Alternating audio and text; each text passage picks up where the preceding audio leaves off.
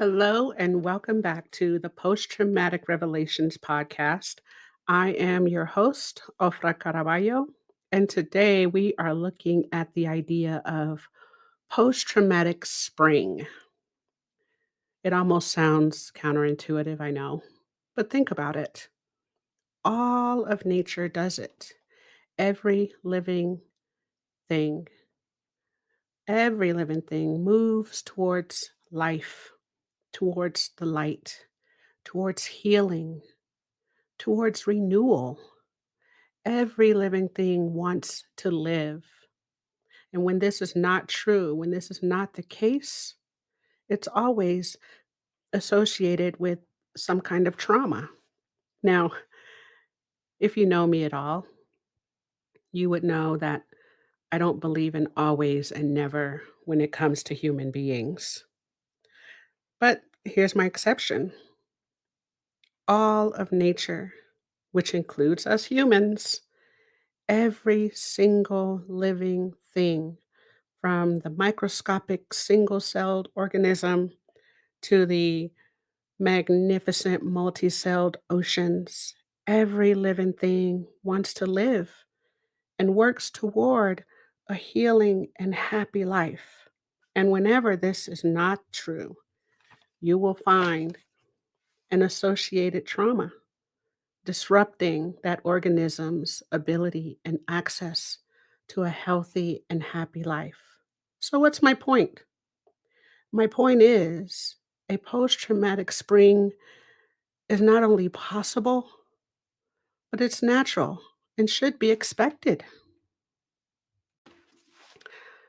Let's zoom in a little closer. Let's look at this post traumatic spring a little bit closer. Let's first break it down.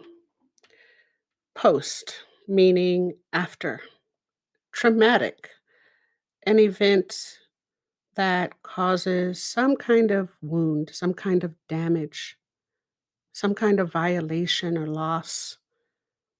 And these feelings of horror and terror and helpless and hopeless. And stress. Stress is some kind of pressure that pulls us or stretches us or strains a person or a thing past its current perceived ability to cope or manage. Something that changes for better or worse, but the thing or the person is changed forever. And disorder, meaning without order, messy, chaotic, nonsensical, senseless, confusing, disoriented, or disturbed, or even disturbing, or uncomfortable and undesirable. Disorder's not something we want or approve of. And it can cause the judgment, guilt, and shame that allows for this festering. This judgment, guilt, and shame can slow things down. It causes a wound to become stagnant and fester and infectious and can spread to other parts of the body, of the person, of a relationship, of life, really. And spring, quite the contrary. Spring is all about birth, renewal, resurrection. Spring is love and hope, healing and growth.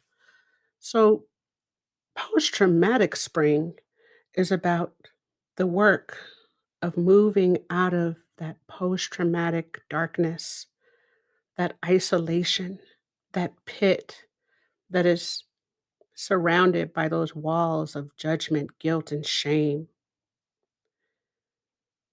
and expressing that new you.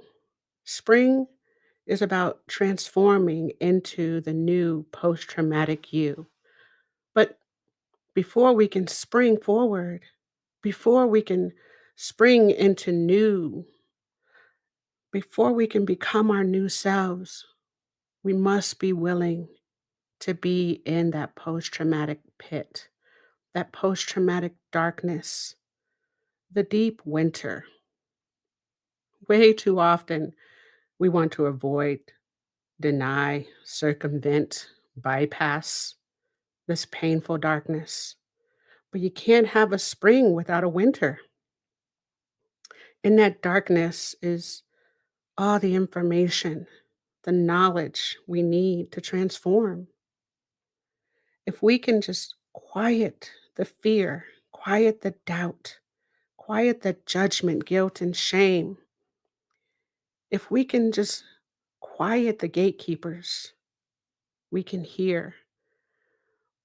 We can hear and feel the call. In that quiet, we can hear the call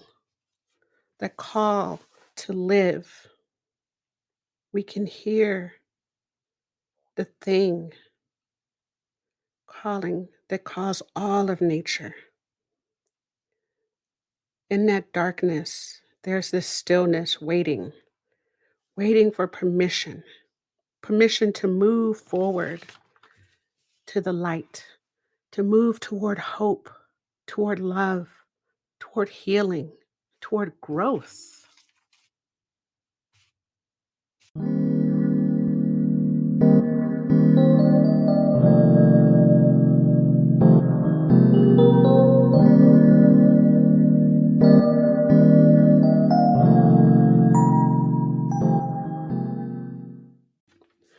For better or worse, winter has a purpose.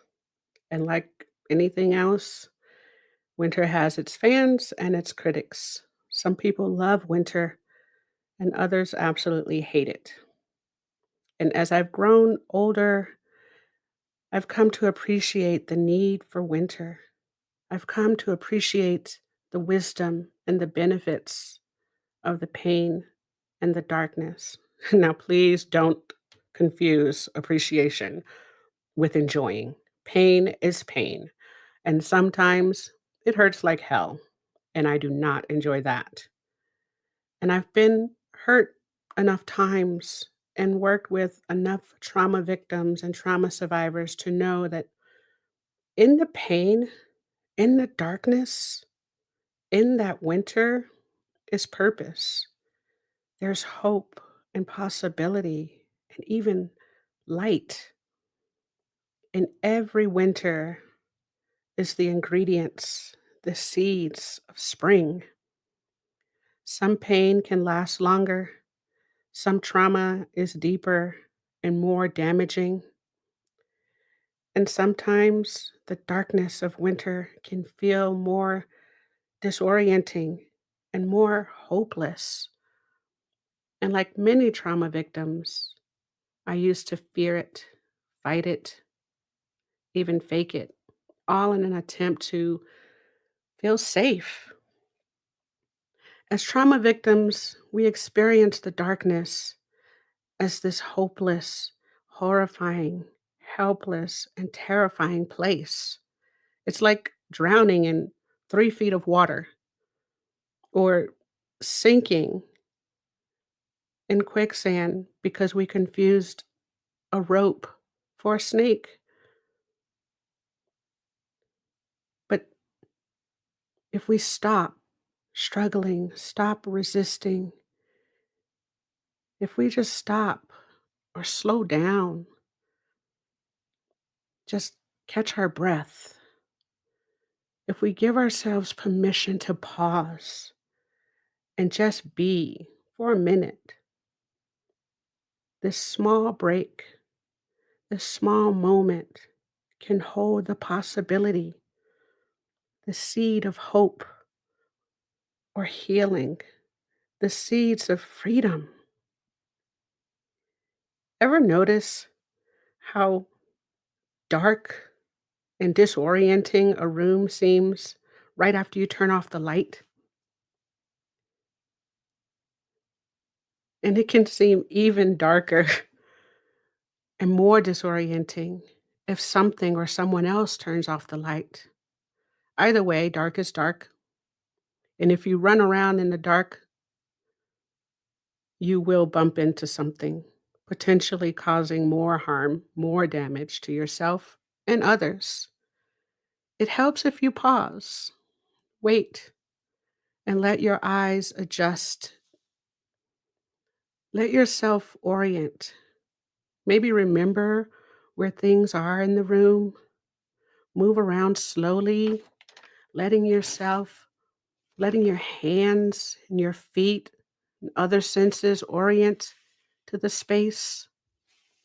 Maybe just allowing yourself to survey, take in the sights, the sounds, the smells in the darkness.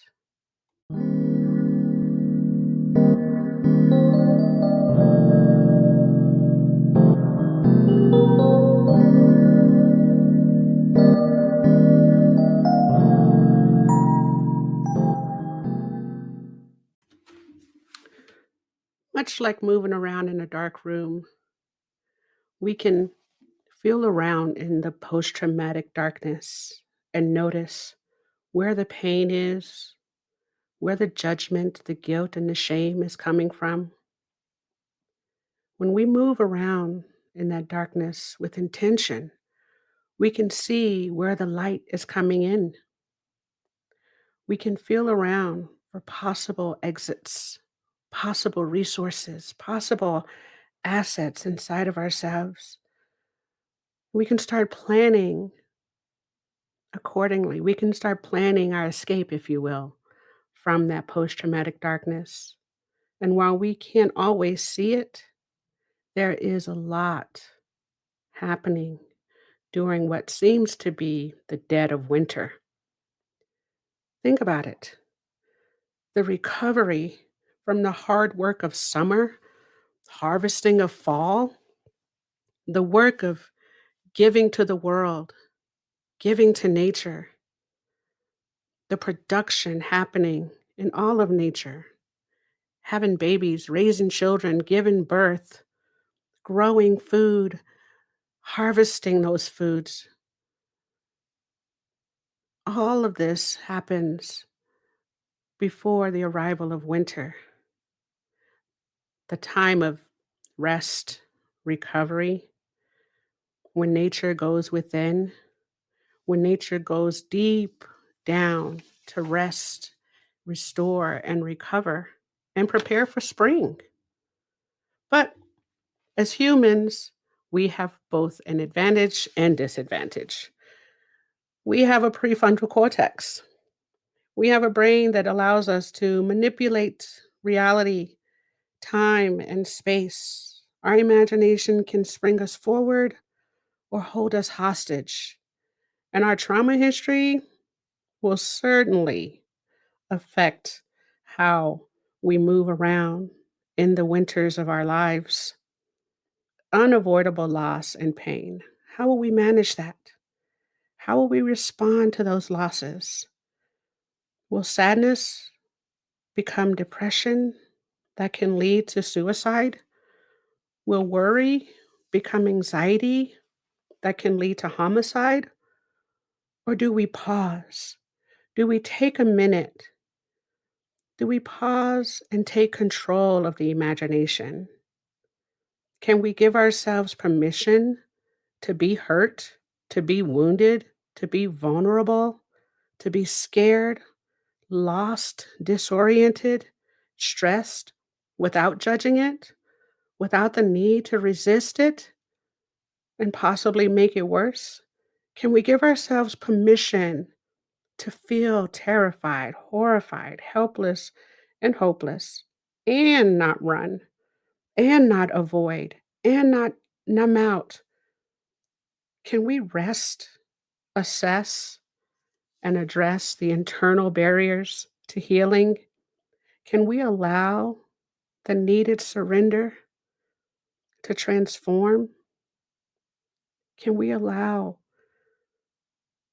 the rest of winter, the rest in the darkness, so that we can transform into the next best versions of ourselves?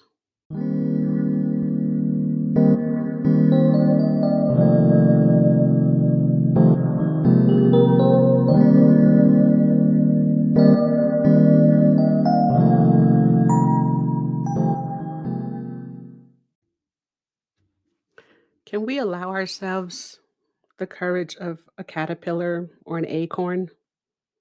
See, the caterpillar has no idea how to be a butterfly. It sits in the darkness of the chrysalis. It sits trusting, knowing, and transforming, reaching and searching, stretching and choosing life. The caterpillar chooses the light, chooses to transform, moving toward life and freedom. And similarly, the acorn, this small, unassuming seed or nut, not even named for the mature version of itself.